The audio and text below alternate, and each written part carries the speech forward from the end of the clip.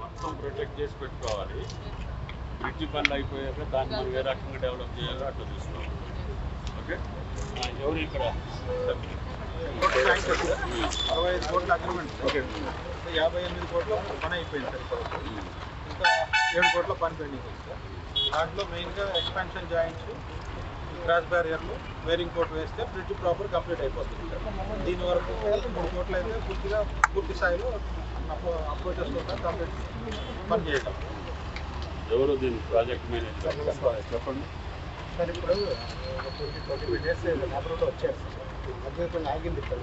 ఎందుకు ఆగింది? ఫైనాన్స్ మీకు ఫైనాన్స్ ప్రాబ్లం ఉంటే మాకేంటి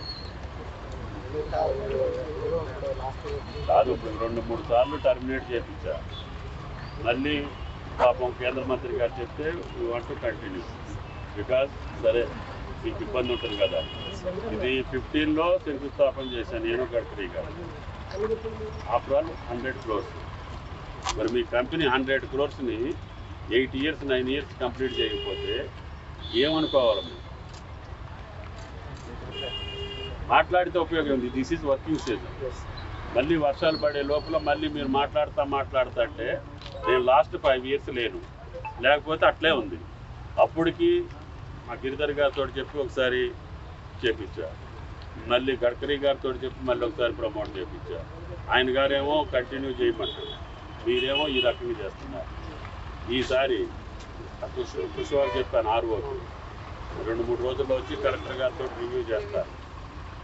యూ స్టార్ట్ ఇమీడియట్లీ. నాకు ఫిబ్రవరి ఆఖరికల్లా ఈ బ్రిడ్జ్ మీద వెహికల్స్ తిరగాలి.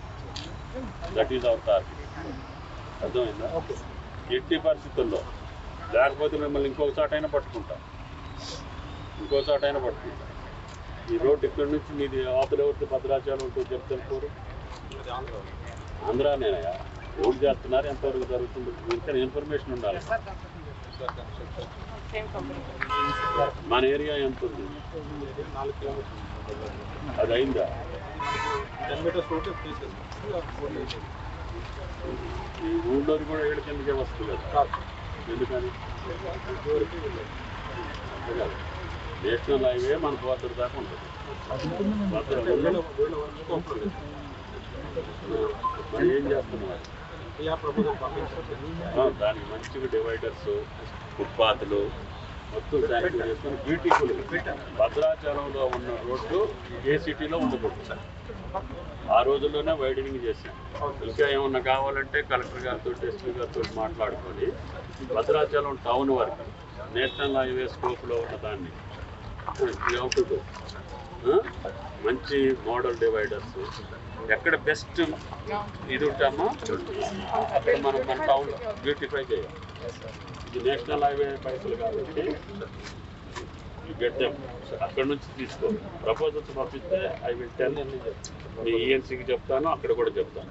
భద్రాచలం టౌన్ పుణ్యక్షేత్రం, దేశాల వాళ్ళు వస్తారు. కనీసం టౌన్ అన్నా నీట్గా పెట్టుకోవాలంటే రోడ్స్ కరెక్ట్గా ఉండాలి. ఇవన్నీ మీరు వర్కౌట్ చేసుకొని మీరు మట్టుకి కలెక్టర్ గారితో టచ్లో ఉండి మీ వాళ్ళని పిలిపించి ఎవరో రెస్పాన్సిబుల్ పర్సన్ ఒకరిని రమ్మని డిపార్ట్మెంట్ని కూడా పిలిపించి స్టార్ట్ ఇమీడియట్. జాయింట్ అకౌంట్ ఉంది సార్, నాకు కాంట్రాక్టర్ జాయింట్ అకౌంట్. ఏదన్నా జరగట్లేదు కదా. 15 ఎప్పుడు ఇంకాసేపు అయితే 15 వస్తుంది, 25 వస్తుంది. కూడా 10 ఏళ్ళు కడతారు బ్రిడ్జి. 10 సంవత్సరాలు కట్టరు కదా. 2 సీజన్లు 3 సీజన్లు మా కాకపోతే ఫ్లడ్ వచ్చింది. మిగతా సీజన్ మీరు వర్కింగ్ సీజన్లో ఇప్పుడు అక్టోబర్ నుంచి పని చేయొచ్చు. ఇది ఇప్పుడు అసలు కింది పని అయిపోయింది కదా, మరి పై పని వర్షం పడ్డా చేయొచ్చు. మీరు అప్రోచ్ ఎందుకు కంటిన్యూ చేయట్లేదు అవతల? What is the problem?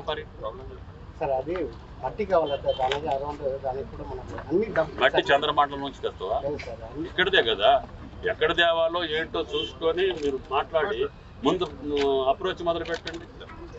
మొదలుపెట్టి లేయర్ బై లేయర్ మీరు స్ట్రెంథనింగ్ చేసుకుంటూ రావాలిగా. లేకపోతే ఒకేసారి పోషిస్తారనుకో మళ్ళీ దాని కథ అంతే అవుతుంది. వర్షం పడింది అనుకో ఎక్కడ దిగబడిపోతుంది.